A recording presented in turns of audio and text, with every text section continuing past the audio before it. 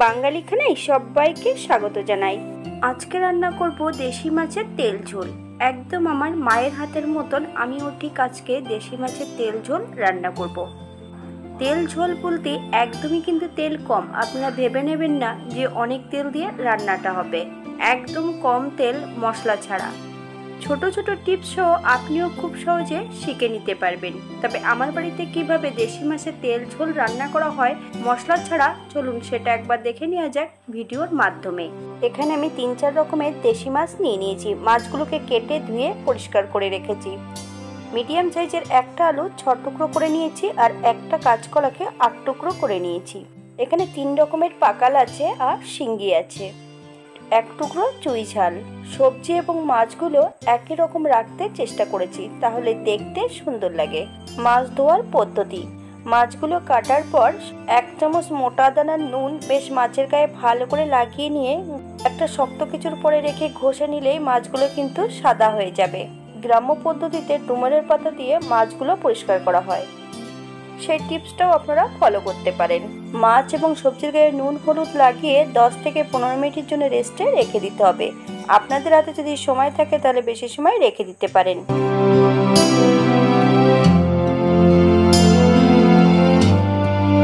এই পর্যায়ে একটা কড়াইতে 2 চামচ সাদা তেল অ্যাড করব, 1/2 চামচ নুন। তেল গরম হওয়া পর্যন্ত অপেক্ষা করতে হবে। মাছ ভাজার আগে যদি কড়াইতে একটু নুন দেওয়া হয় তা মাছ ভাজার সময় কখনোই কিন্তু কড়াইয়ের নিচটাতে লেগে যাবে না। এই পর্যায়ে আমি অল্প অল্প করে মাছগুলো ভেজে নেব। একসঙ্গে যদি সম্পূর্ণ মাছটা যদি অ্যাড করি অনেক সময় ভেঙে যেতে পারে। এই পর্যায়ে আমি তেল থেকে মাছগুলো তুলে নেব। দ্বিতীয়বারও আমি একই পদ্ধতিতে মাছগুলো ভেজে নেব, তবে আপনারা আপনাদের পছন্দ মতন মাছগুলো ভেজে নিতে পারেন। ঘরোয়া উপকরণ দিয়ে একদম বাঙালি রান্না। আপনাদের যদি রান্নাগুলো পছন্দ হয় তাহলে চ্যানেলটি সাবস্ক্রাইব করে দিয়ে পাশে থাকবেন। পাশে থাকা বেলটি বাজিয়ে দেবেন, নইলে নিত্য নতুন রেসিপির নোটিফিকেশন পাবেন না।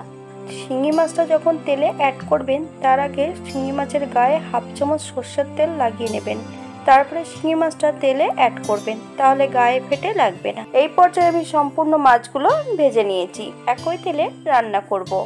ফোড়নে রেখেছি 1/2 চামচ সাদা জিরে। ফোড়ন থেকে সুগন্ধ বেরোলে ভাজা জিরেটা একটা পাত্রে তুলে রেখে দেব। এই পর্যায়ে অ্যাড করব 1/2 চামচ রাঁধুনি। ফোড়ন থেকে সুগন্ধ বেরোলে সম্পূর্ণ সবজিগুলো অ্যাড করতে হবে। সবজিগুলো বেশ 3 থেকে 4 মিনিটের মতন মিডিয়াম আঁচে ভেজে নিতে হবে। এই পর্যায়ে অ্যাড করব বেশ কিছুটা কাঁচা লঙ্কা।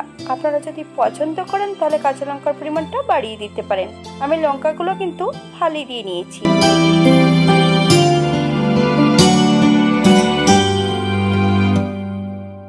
এই পর্যায়ে অ্যাড করব 1/2 চামচ নুন আর 1/2 চামচ হলুদ গুঁড়ো। বেশ ভালো করে সবজির সঙ্গে মিশিয়ে দেব।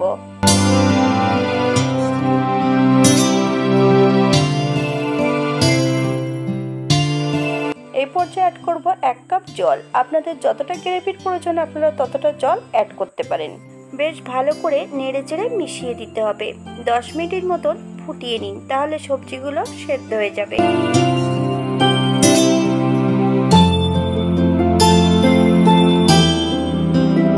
এই পর্যায়ে অ্যাড করব সম্পূর্ণ মাছগুলো।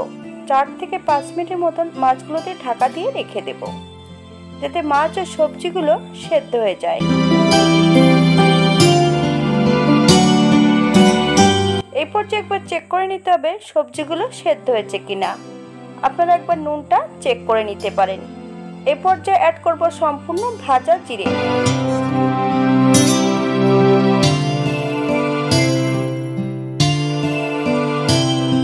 সেদ্ধ করা চুই ঝালের টুকরোটা বেশ ভালো করে থেতো করে দেব। যখন আপনারা চুই ঝালটা পাচ্ছেন না তখন গোটা গোলমরিচ আধ ভাঙা করে তেলের পরে অ্যাড করতে পারেন, একই রকম স্বাদ পাবেন। এই পর্যায়ে 5 মিনিটের জন্য স্ট্যান্ডিং টাইম দিতে হবে, তারপর সার্ভ করব।